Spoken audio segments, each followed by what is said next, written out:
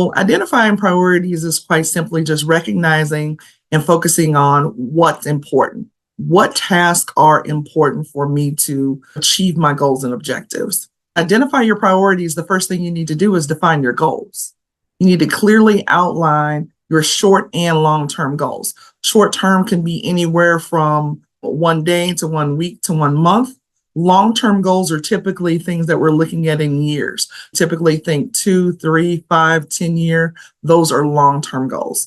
Understanding what you want to achieve helps in determining what tasks are important and which ones you need to focus on.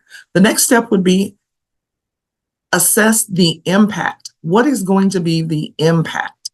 Evaluate the potential impact of each task on the project. Next, identify your deadlines. When you're working with priorities, when do I have to have this completed? Evaluate resources and effort. Analyze the resources and effort required to complete each task. Some will take you moments, some will take you an hour, some will take you days. And then finally, consider the consequences. Think about the consequences of not completing the task. So I have an example that most of us are familiar with. I don't know anyone that at some point in their life has not tried to lose some weight. So from a setting priorities perspective, the first thing you'd want to do is set clear goals. Our goal is to lose 20 pounds. So this is my example. So in setting clear goals, we want to lose 20 pounds, get fitter, build muscle, reduce fat. Okay?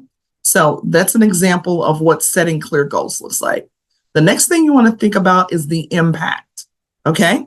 So big impact, exercise, eating healthy, tracking the foods you eat, how many carbs, how many calories.